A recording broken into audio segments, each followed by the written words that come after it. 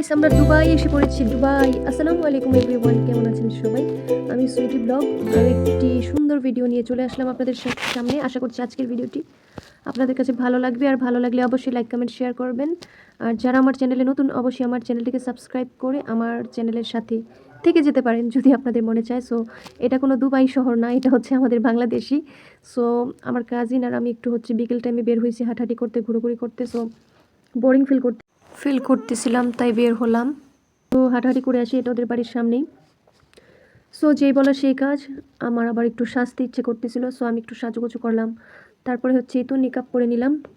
আজকে হচ্ছে মুখোশ টুকুশ আটকে বের হয়েছি বাইরে। সো আমার ভালো লাগতেছিল না যে মুখোশ ছাড়া আমি বের হবো, আর যেটা মনে হচ্ছে আমি সেটাই করি। সো এই তো এখানে একটু আমরা হাঁটাহাঁটি করতেছি আর ভিডিও করতেছি। আশেপাশে মার্শাল্লাহ এত সুন্দর পরিবেশ, খোলামেলা জায়গা, গাছপালা চারিপাশে, খুবই মনোরম দৃশ্য। যা মানে তোমরা দেখতে পাচ্ছ ভিডিওতে, এটা আমি নিজের ভিডিওর প্রশংসা করতেছি না, বাট যা সত্য আমি তাই বলতেছি। আর তোমরা তো দেখতে পারতেছো, তোমাদের কাছে কেমন লাগতেছে আমি বুঝতেছি না, বাট আমার কাছে খুবই ভালো লাগতেছে। হাঁটাহাঁটি করতেছি আমার কাজিন আর আমি, আর ছবি তুলতেছি, ভিডিও করতেছি। সো অবশ্যই তোমাদের মূল্যবান মতামত জানাতে পারো ছোট্ট একটি কমেন্টের মাধ্যমে। সবাইকে অসংখ্য ধন্যবাদ।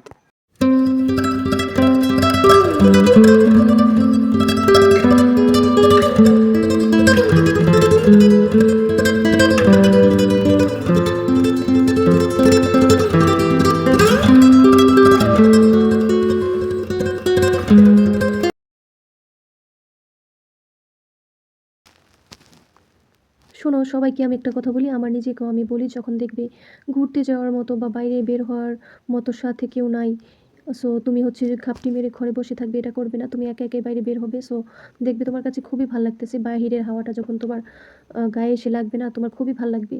এটা হচ্ছে মানুষের ব্রেনকে ঠান্ডা রাখে। হালকা একটু মানে ঘোরাঘুরি হাঁটাহাঁটি করলে মানুষের শরীরও সুস্থ থাকে, অন্যরকম একটা ফিলিংস থাকে। আর যারা ডিপ্রেশনে থাকে তাদের তো ছটফট ছটফট করতে থাকে, সেটা আমি ভালো মতোই জানি। আমি তো নিজেই একটা ডিপ্রেশনের রোগী। সো আমি যখন হাঁটাহাঁটি করতেছিলাম খুবই ভালো লাগতেছিল। আর মূলত আমাদের এলাকাতে আমি যদি একটু বের হই না, ধর একটু হাঁটাহাঁটি করার জন্য একটু বের হইলাম, মানুষ হাঁ করে তাকায় থাকে। মানুষের মানে চাউনিটা কীরকম আমি তোমাদের বলে বুঝতে পারবো না। কিছু কিছু মানুষের চাউনিটা এরকম, মানে আমার দেখে মানে মন চায় তারা আমি খাই ফেলাই চাবায়া। এত বাজে চাউনি, মানে চাওয়ার ধরনেরও একটা মাধুর্য থাকে মানুষের। সো মানে কিছু কিছু মানুষের চাউনিটা একটু অদ্ভুত টাইপের। মানে মানে লজ্জায় পড়ে যাই, আমি নিজেই লজ্জায় পড়ে যাই যে কী দেখে এরকম ভাবেছে। বুঝে না, হে আল্লাহ আমাদের সবাইকে হেদায়েত দান করো এবং বোঝার তৌফিক দান করো। সেই তো আমি হাঁটতেছি আর মজা করে ভিডিও ক্লিপ নিচ্ছি, দেখতেই পাচ্ছ। কতক্ষণ এই সাইডে, কতক্ষণ ওই সাইডে। এই জায়গাটা যে আমার কতটা ভালো লাগছে, মানে লাইন ধরে সারি সারি গাছ লাগায় রাখছে। এটা সরাসরি আরও বেশি সুন্দর ছিল। এই ভিউটা আমি বলে বুঝাতে পারবো না, ভিউটা সরাসরি আরও বেশি সুন্দর ছিল। আমি হেঁটে হেঁটে যাচ্ছি, মূলত ভালো করে ভিডিওটা করতে পারতেছে না আমার কাজিন। আলহামদুলিল্লাহ আমি কিন্তু খুব ভালো করে ভিডিও করতে পারি, বাট নিজের ভিডিও কিন্তু নিজে ভালো করে করা যায় না। ঠিক আছে, ও যদি ঘুরায় ঘুরায় ভিডিওটা করতে আরও বেশি ভালো লাগতো, তাই না? এখন কি আর করার, আমার তো আমি যে ভিডিও করব, একটা হেল্পের মানুষ তো আমার নাই, আমার একা একাই সব করতে হয়।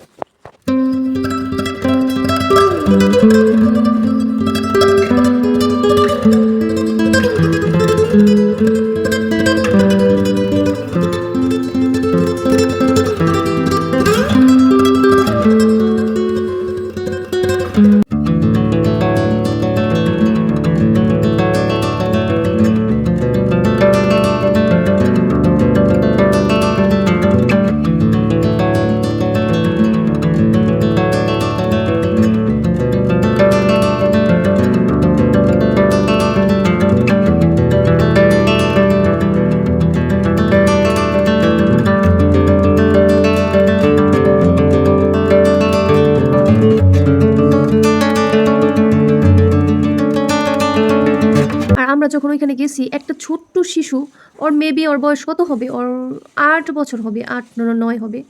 মানে মাশাল্লাহ, ও ঘোড়ার পিঠে চড়ে এত সুন্দর করে দৌড়াইতেছিল।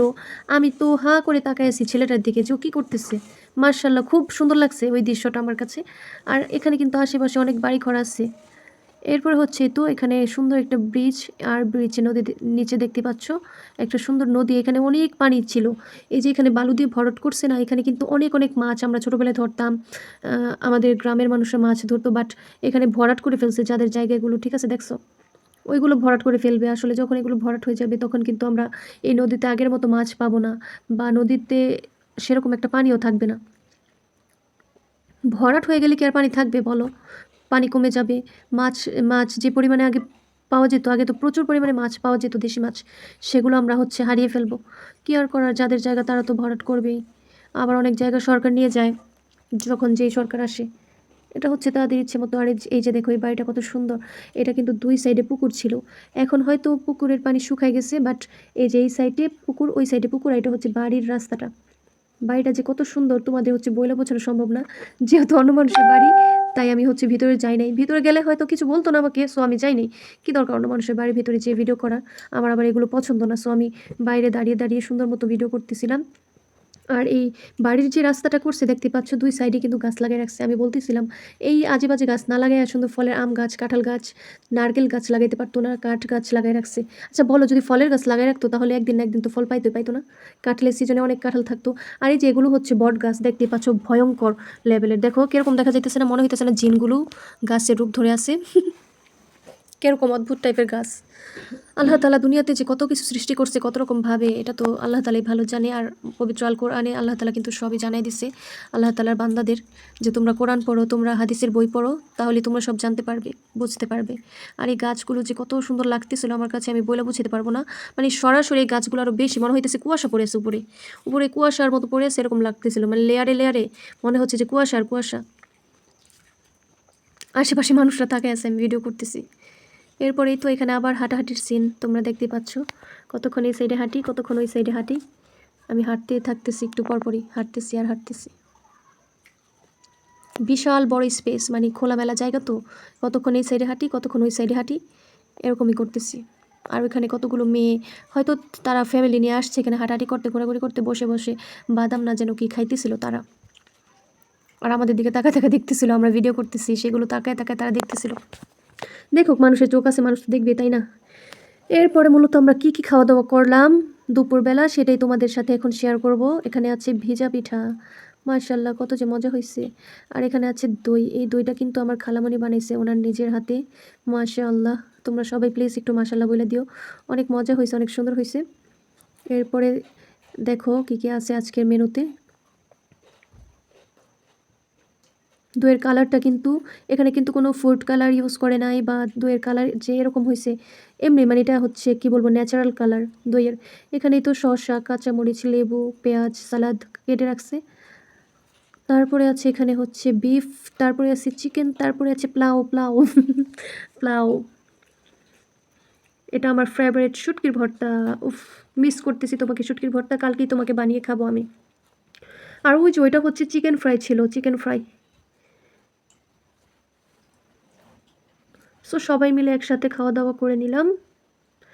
যদি কোনো ভুল হয়ে থাকে অবশ্যই সবাই ক্ষমা সুন্দর দৃষ্টিতে দেখবেন। সো আজকের মতো আমি সুইটি ব্লগ এখানেই বিদায় নিচ্ছি। Tata and take care. আল্লাহ হাফেজ।